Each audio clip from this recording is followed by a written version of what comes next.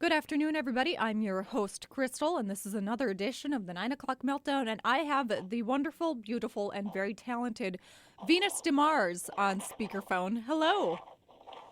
Hello. It sounds a little windy, doesn't it? Yeah, I'm just trying to see if I can get to some shelter. I'm at the Mia down here in Minneapolis, Mm-hmm. standing outside. Okay, now I'm moving into a little bit more shelter. Okay. Okay. All right. Good, good. And now, Venus, there's so many different ways that we could tackle this interview. I've read many things about you from many other interviews and things like that. But I guess the first thing to tackle is the name. Very unique, and that's not your given name, by the way. Venus is not your given name. It's my taken name, yes. Mm-hmm. It is my legal name, Okay. but that was not what my parents named me. No. Mm-hmm. So that was, oh God, we were trying to figure it out. The band. It was Mm-hmm. kind of started out as a stage name, band thing. In the early '90s, and we were trying to think of something to make us sound more interesting, unique, Okay. and we kind of came up with this idea of choosing names of the gods. Mm-hmm. And I chose Venus. Mm-hmm. My bass player chose Pandora, and then Tiffany chose Johnny Cakes, of all things. No God reference at all. But yeah, she just decided to do Mm-hmm. that, and then it just kind of eventually started sticking, and it felt right for me, and I kept it, and then when the film came out, the documentary came out, Venus of Mars, the DeMars, like Venus de Milo, Venus of Milo, Mm-hmm. made sense.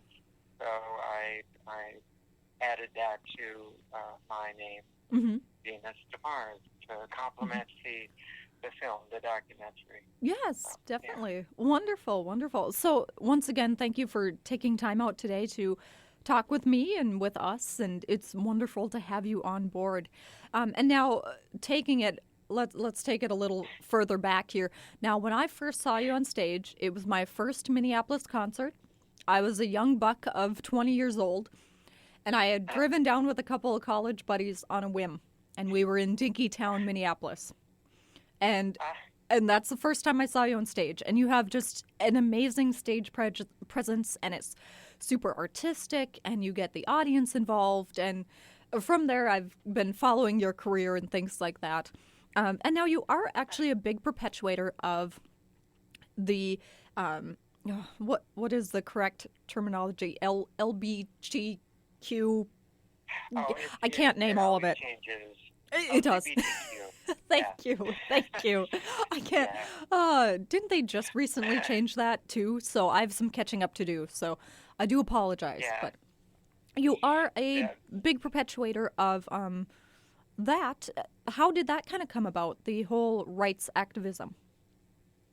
Well, it just kind of developed. You Mm-hmm. know, I came out as trans in 1988. Oh So wow. I've been out Okay. for Mm-hmm. a long time, and you know, those were the early days when it was really difficult, and Mm-hmm. nobody really understood what that was all about. Mm-hmm.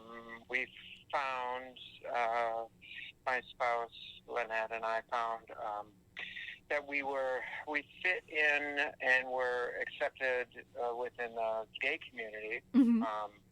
But they also didn't really get trans back then. Okay. It was, you know, they understood drag, but they didn't Mm-hmm. really have a handle on trans. Mm-hmm. So the activism, I think, came about of just having to try to make ourselves understood Mm-hmm. to the friends that we had and the people that, you know, were cool with Mm-hmm. me. Mm-hmm. But as the things progressed, we kind of had to become kind of educators in what that all meant, what being trans meant, and especially, keeping a relationship together through that. So both of us kind of took on that role. And then the band kept moving forward, and I was pushing, and different people who were closeted in the early days, trans people, wanted to know if it was okay to come there or okay to dress or cross. And I would say, yeah, of course, if my audience is supporting me, they're going to support you. And so that kind of started becoming, I actively tried to create safe space for anybody to be whoever they were at my shows, and I would try to make that known from the stage through my appearance, as well as the lyrics and commentary between the songs. I don't do that very often, but on occasion. And it just kind of defaulted into that. And then touring, I would go overseas.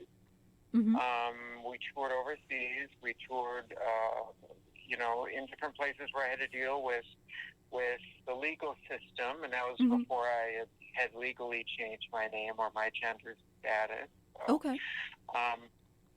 I had to deal with that kind of on the front lines of it. So I would present my appearance didn't correlate with my legal status, and then I'd have to deal with the legal system or the border people, or all of those people, and I'd have to advocate for myself, in turn advocating for the whole community, and again have to take on the role of educator, even though all I wanted to do was get through security and onto the tour that we had designed. Right. It kind of was not something I set out to do particularly, and it just became a necessity. And then as the world began to slowly change, it became apparent to me that this was something that was really benefiting so many people beyond just the trans community, everybody. Right. And then it became something of value for me, and I really do appreciate having been kind of forced into that place. Yeah. Yes. Long answer. No. Answer to your question. No, not at all. I'd rather have long answers than short answers. So we're good there. Was there ever a moment in time in kind of those early days where it was maybe this isn't the right path to be on? Maybe I should go back to kind of my comfort zone? Or was there always a push and a draw to be who you were meant to be? I mean, even Disney now is getting into, what are the specific roles that people have, and those roles can be blurred and those lines can be blurred, and it doesn't really matter because people are people at the end of the day. But everybody seems to be taking on this new role of, what it means to be trans or a queer or, gay rights or, whatever it is. It seems to be in the forefront of everything that we're seeing these days, which is great for people that I've known, for people that I am getting to know. It's a wonderful, wonderful thing. But yeah, getting back to those very early days in the late 80s, was there ever a moment of doubt in yourself and what you were doing? Well, you mentioned comfort zone. There was really no comfort zone in either direction. So going back or trying to go back into the closet would have been a horrendous, terrible thing for me. It was just too depressing. So there was only moving forward for me once I was brave enough in those early days to admit who I was and to try to find my path. And then that path was not comfortable. That was very difficult. So it wasn't necessarily. It was survival. Okay.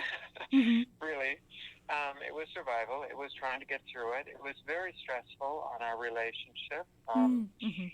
It was very emotional sometimes, and you never knew what was going to happen, because we could be going out on a regular day, going out and having dinner or something like that, and then I get confronted, or people will be really mean to me or to us, and then your wonderful, happy feeling would dissolve into this very difficult struggle.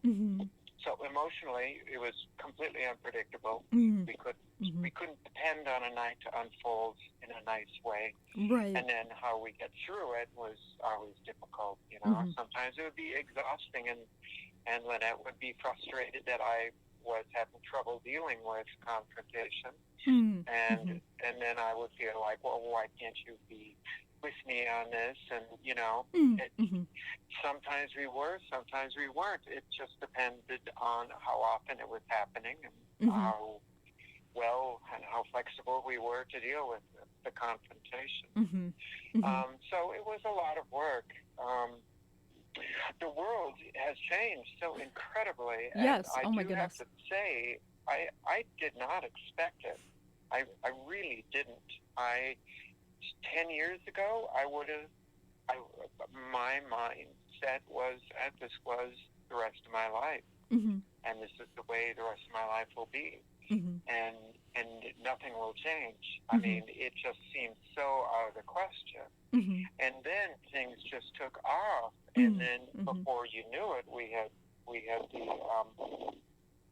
the gay community was pushing for the same-sex marriage proposal, and that actually made progress amazingly. And then it started like a domino thing, it just started, and it took over. And shortly after that, then the trans interest came out, and people were curious, I think, first, and then the human stories came out from that curiosity. And some of the big people that came out made a huge difference. I was an early person. It kind of destroyed my career trajectory. It was too early for the music industry to really know what to do with a trans performer. So I ended up having to be an independent artist, and I went into a great deal of debt on credit cards trying to be the record label, and that was very difficult and very hard. And then as things go, you get older, and so now I'm dealing with a different level of interest, non-interest from the music industry. Based on that, I'm not a new act anymore. I've been around for a while, so there's that. But there's wisdom in those years, though. Oh, I appreciate that. Thank you. Of course. I wouldn't have done anything different. Okay. So I love what I've been able to do, and I feel like I have a lot more to say. I'm writing the memoir. So I'm hoping that's going to be something of people's interest to read. And early this summer, my spouse Lynette decided to also write a memoir about us. I think hers is more concerned and writing about our relationship and the journey from the early days till more recently. And for me, I'm doing the relationship, but I'm also talking about the band and what the world was like to navigate in a rock and roll world with that. So that was that's a new project I'm doing now. Okay, wonderful. In addition to keeping up with music. And all of that. Well, good. I'm glad we're not going to lose you just to literature. Yeah. And now, Venus, you had mentioned something, a battle with the record company. Do you want to divulge into that at all? Or I guess when I met you, you were an indie artist. And for those who don't really know what that term means, it's independent artist. You don't have the backing of, a big record label or even a small record label for that matter. But you are doing it on your own, almost DIY at times. DIY, yeah. Well, now there is an interesting thing. A lot of the record labels, even the big ones, have figured out that that's a good marketing ploy. So there are indie bands who are not really indie bands. It's become a term of genre now. Yeah, it meaning, has. Meaning more Americana or that kind of thing, rather than actually DIY, self-funded bands. So there are real indie artists who are like me, who pay for everything out of their own pocket. And through, now we've got the fundraiser options with Right. with social media and some of that, and then direct sales, of course. But and then there are just fake indie artists, which are sub-labels created by the big labels in order to make a facade of independent artistry, in order to market better. Okay. So it's a term which is a little ambiguous now. Yeah. But, yeah. Well, yes, thank you for that is educating the way me of on that. capitalism. Yes. Oh, yay, capitalism. So for me, what happened with the record labels, we got to a point where we did have a meeting with a New York music lawyer. He was going to present us to major label, and that was 2001, and it's shortly after 9/11, actually. And so we had this big meeting in a high-rise overlooking Ground Zero, and the lawyer was talking about like band, blah, blah, blah, and we were all there. And then he asked me if I would consider not being trans. Okay. And I said, no, of course not. I would. This is who I am. This is why you're talking to me. And he said, I kind of knew you would say that. And he said, I can't sell you to the major record labels. Nobody will touch you if you are as blatantly trans as you are on stage. And he apologized for wasting our time and wished us well. So at that point, I knew we were truly going to be an indie band, and I was going to have to fund it. So, yep, that's it. that's the whole story. It's one of the stories, but I mean, that whole attitude, I kept getting reminded of every step of the way and every little opportunity we had. But, as it turned out, that, there finally came the time when Laura Jean Grayson against me, she came out at the right time, and it made a difference, and the music industry was ready, and they embraced it.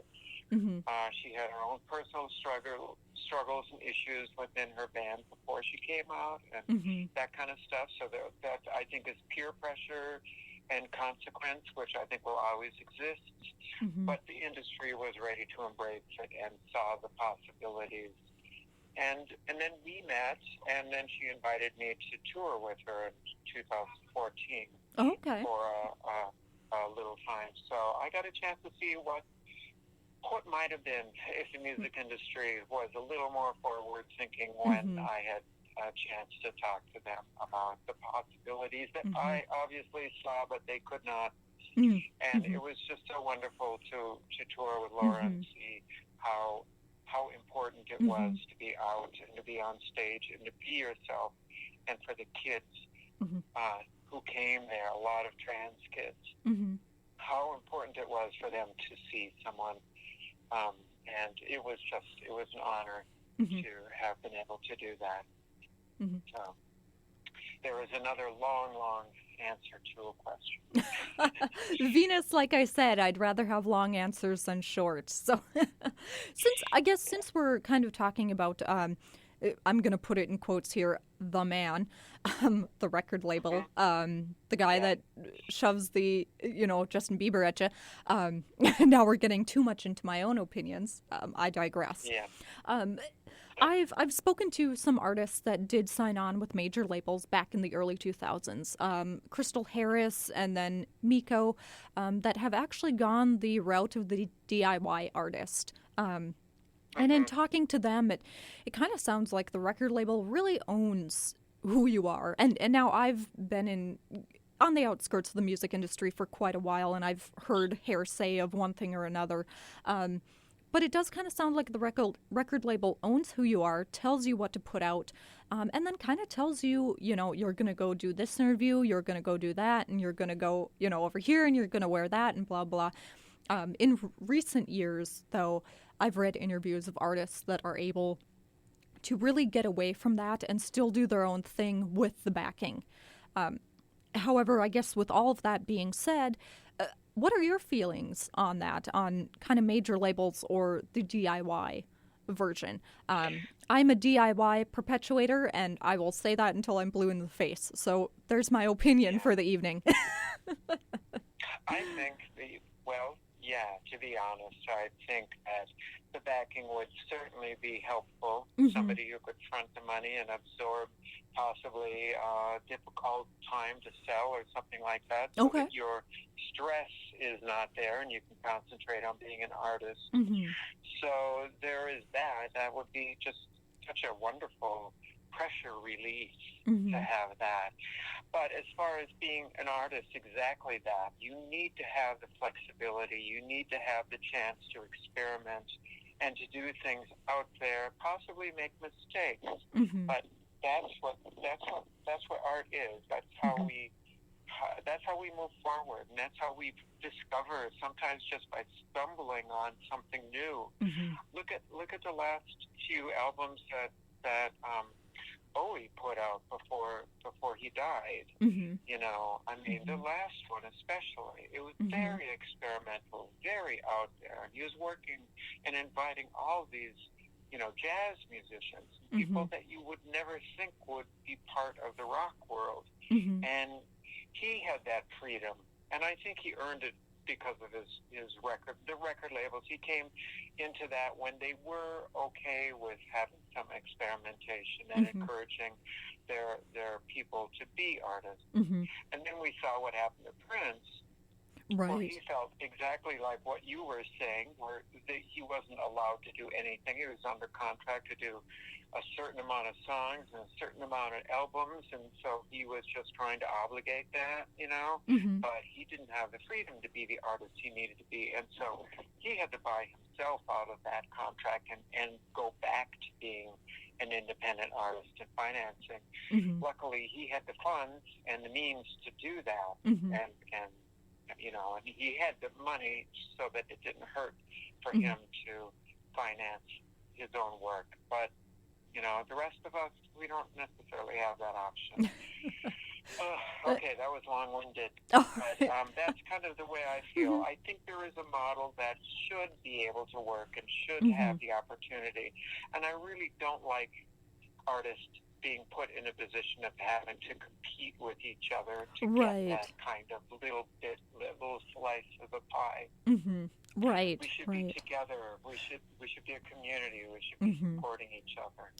Exactly. And that competition thing is, I think, very destructive. And I would like to see that not a part of the music, art, creative worlds. Right. I completely agree with you there 100%.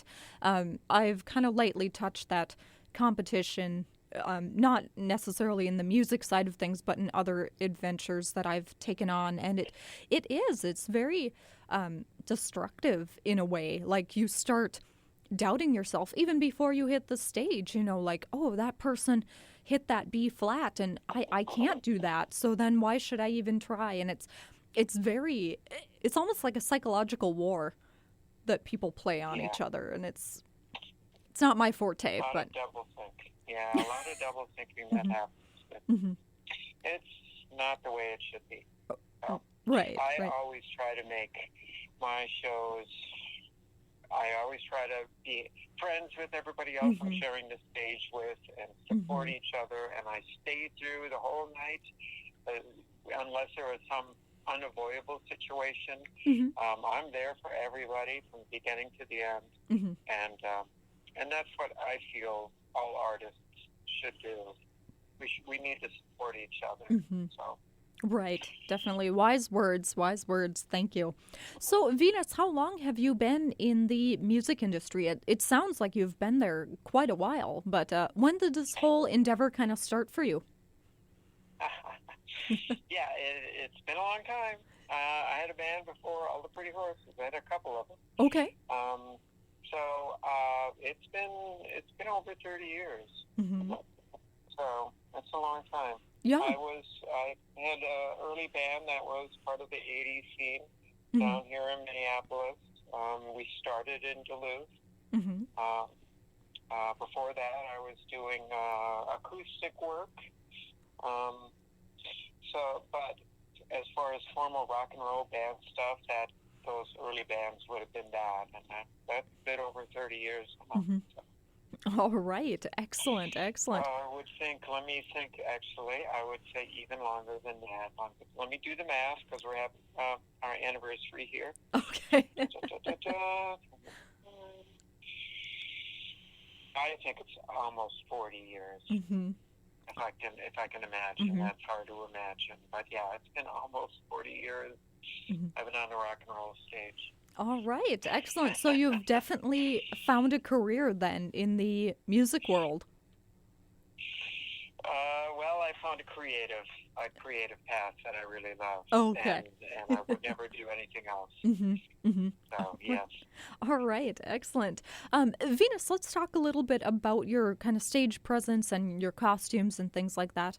And I'm glad you mentioned Bowie earlier, because every time I see you, that's immediately who I think of, is that early kind of Iggy Pop Bowie. And now a mutual friend of ours, Barbara Berry, who owns B Studio here in Duluth, does your hair for you. And she does a fantastic job. I think the last time I saw you, half of it was neon pink and the other half was like a blue-black. Yes. Mm-hmm. Yes. Mm-hmm. I need to have her do, I've gone green. And I was just talking to Lynette that I need to find time to go up and spend time to have her work with me to get a little more permanent and bright green than I can access here. So that's on my docket. Mm-hmm. But yes, and yeah, Bowie was when I was like 9 or 10, I discovered him, and of course I was drawn to the whole gender shifting, because he was doing his Ziggy Stardust era back then, and I was just drawn to that, fascinating to that.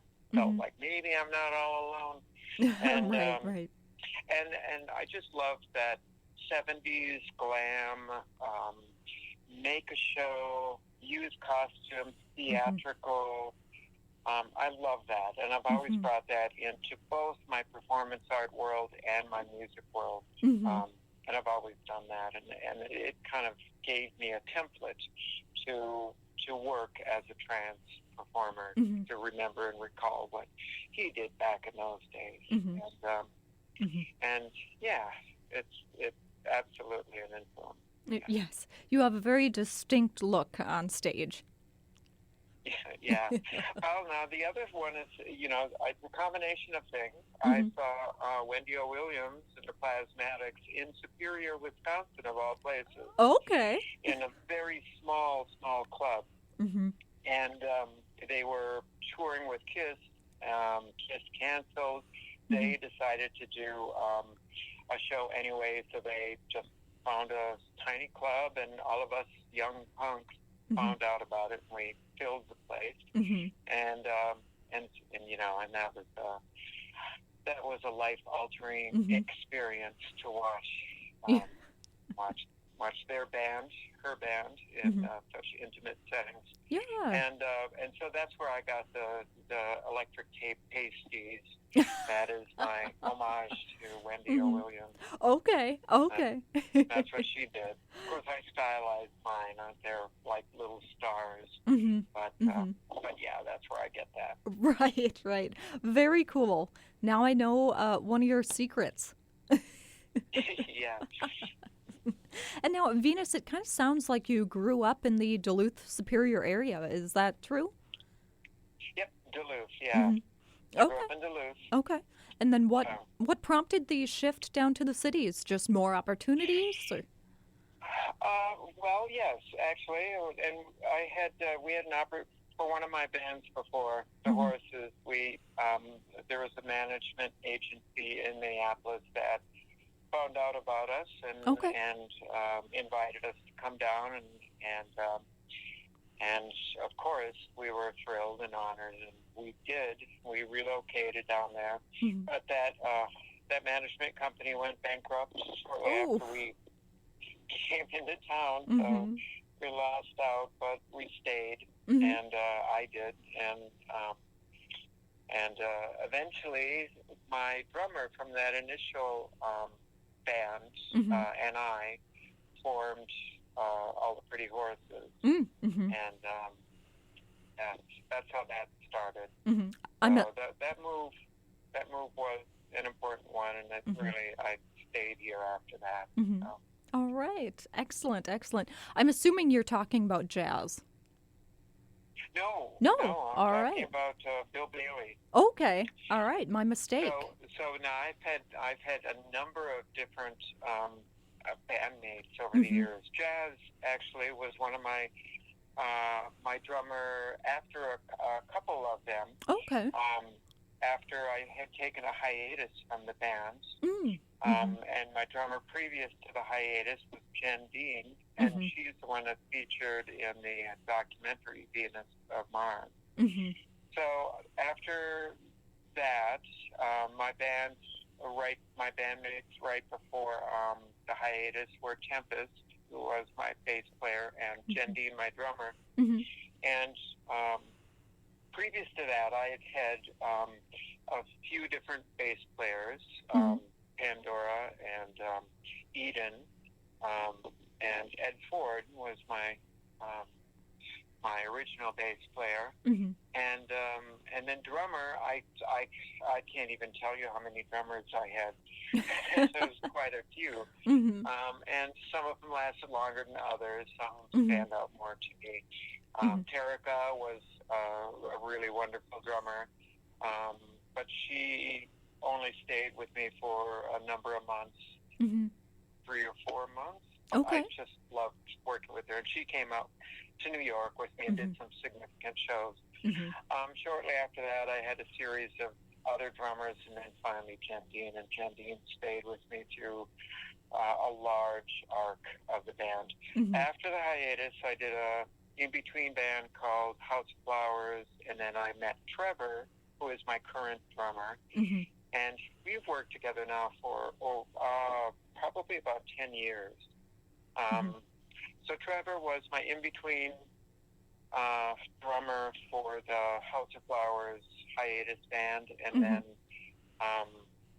stayed with me, or became my drummer for the reboot of All the Pretty Horses. Okay. And then after we had been going for about 2 years, he had to leave, and then Jazz became my drummer and stayed with me until the tour with Laura Jane Graves, actually. And then I did my solo acoustic album, and for about 2-3 years, and Jazz relocated back to his home, which is in Louisiana. So he moved back down there, and now I have a new lineup, which is Trevor, and then Mercy from Apocalypse Theater is my bass player, and I brought in a second guitarist, Susanna, who is another trans woman, and so now I'm a 4-piece with the Horses. And my dancers I still have my dancers. Okay, there you go. You have a whole ensemble. Yeah. Pink better look out. It's a handful when we get up there. Oh, yeah, I bet. Now I'm excited to come see a show. Well, we're going to be up there in the area. We're going to be doing the Lake Avenue Live show. Just coming right up this week. A couple of days, actually. So that's the next time we're going to be all together up in in Duluth. Okay. I'll be doing a few solo acoustic things up there as well. Mm-hmm. I'm going to be part of the Gag Me With a Spoon Okay. series. Wonderful. I guess, yes, in July. So I'll be the featured reader for that one and do a cameo. And I believe I will also be doing a more extended acoustic set over at Bluffs on the night after that show. So I'll be up in Duluth a few times. But the next one for the big band is going to be Lake Avenue Live. Okay. So, yeah. All right, wonderful. And now, Venus, is it hard for you to find replacement drummers or guitarists or even just a different band altogether? Oh, it's always hard. It's always hard. So when you find somebody, you hang on to them as long as you can. Right, So, right. yeah, I'm really happy with everybody I'm working with right now, and I hope they stay with me for a while. So, yeah. Definitely. And Venus, if somebody's interested in your music or getting a hold of you or booking you for a show, how can they do that? Best way is to find me on social media. Okay. So I'm kind of the only Venus DeMars out there. So luckily, Twitter Venus DeMars and Facebook Venus DeMars. You can follow me. I'm at that 5,000 mark. So. So that's always kind of awkward with Facebook, but Twitter you don't have to worry about that. And and then I'm just I'm on all the Spotify and iTunes and all that. So Venus DeMars is probably the easiest one. So Okay. you can try Venus DeMars and all the pretty horses too. But I'm out there. Okay. You can find me. All right. Wonderful, wonderful. So you've got a couple shows coming up. You've got a book in the works. Your spouse has a book in the works as well. Anything else you want to keep us on the radar for? New and creative things in the years to come. Okay. That's my plan. All right. Oh, yes. All right. Excellent, Venus. Well, thank you so much for taking time out of your anniversary to talk to us. Thank you. Yes, of course. And happy anniversary. Thanks. Yep. Have All a right. great afternoon. Bye. You too. Bye-bye.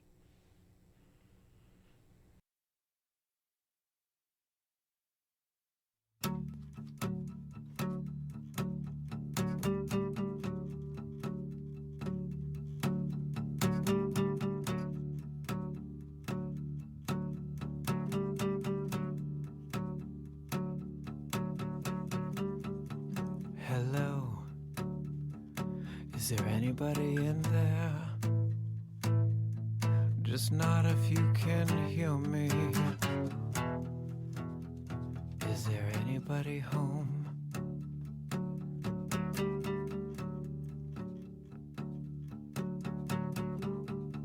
Come on, I hear you're feeling down. Well, I can ease your pain, get you back on your feet again.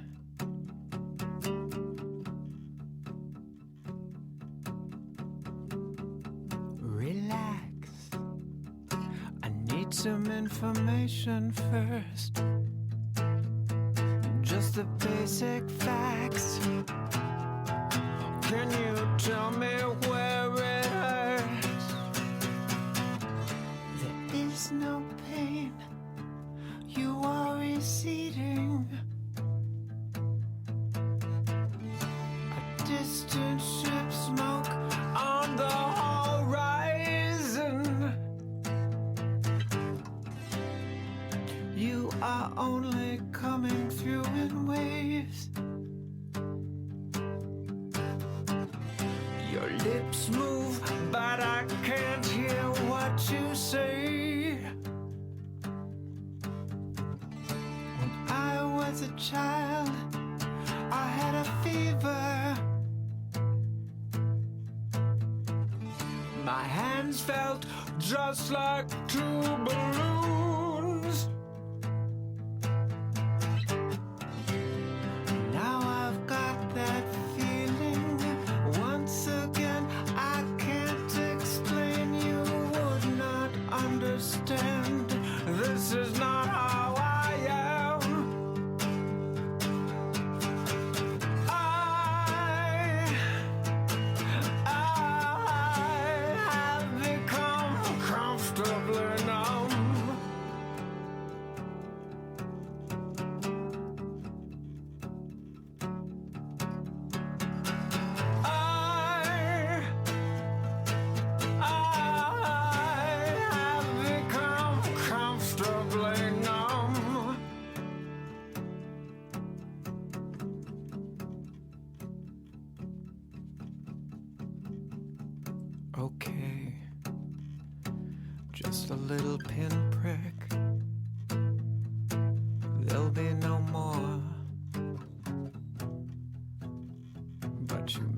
feel a little sick.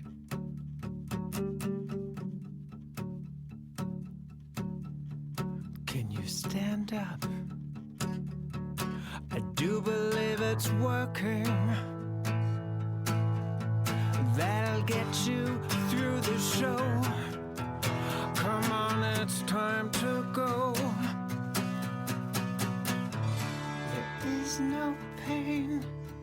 You are receding. A distant ship smoke on the horizon. You are only coming through in waves. Your lips move, but I can't hear what you say. When I was a child, I caught a fleeting glimpse out of the corner of my eye. I turned to look, but it was gone. I cannot put my finger on it now. The child is grown, the dream is gone. I have become comfortably numb.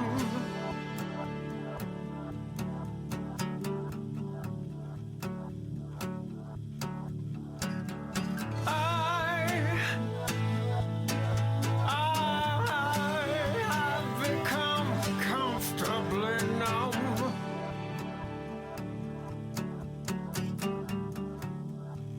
I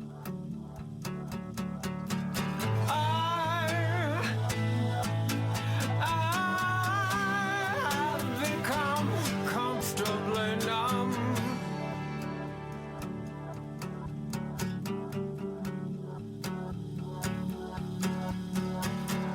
I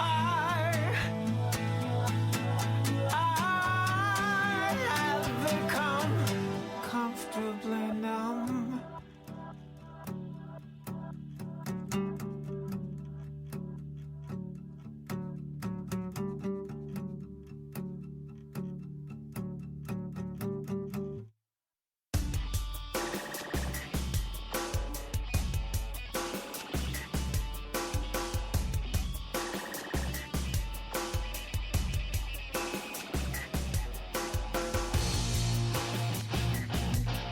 Electric galaxies unfold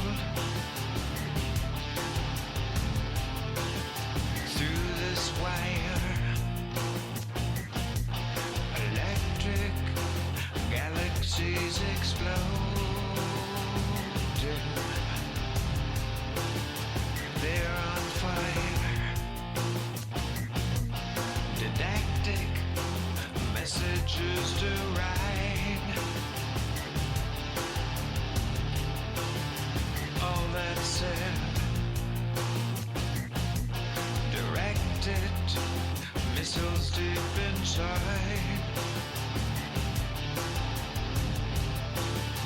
In my head, I'm caught through a temple of guilt, and rust is all I see. The viciously built. I call for deliverance. It's nothing to kiss, and pleading forgiveness. How callous is this?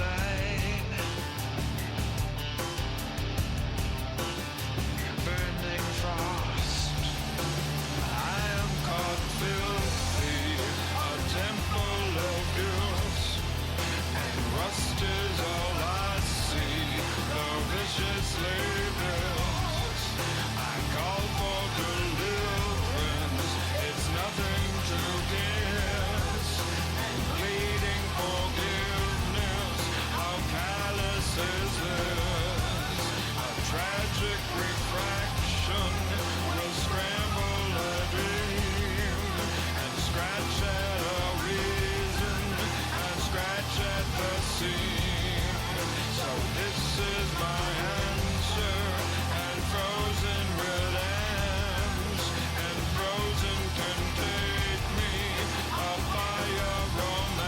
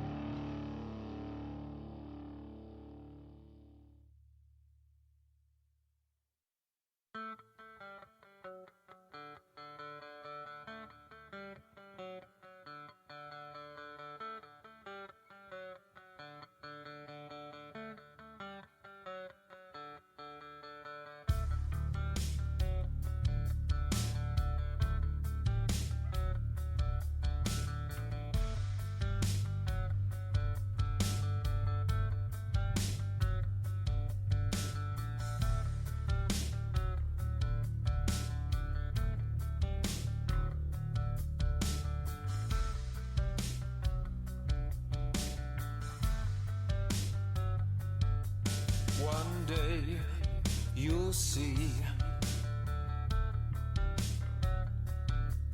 our lives are free,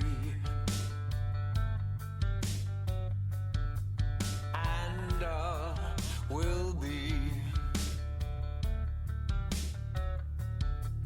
I know you feel that life never heals.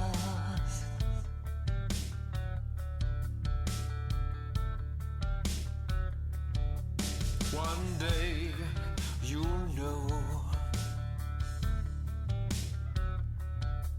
our light will show, and cruel hearts go torrential love will crash above.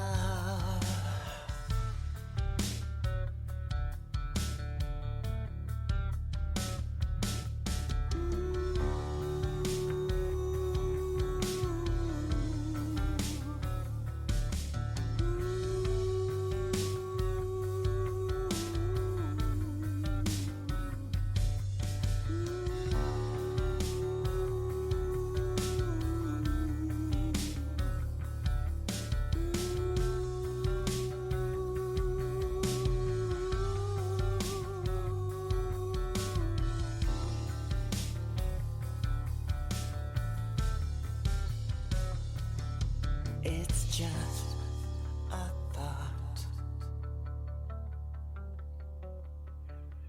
If God were caught and left to rot,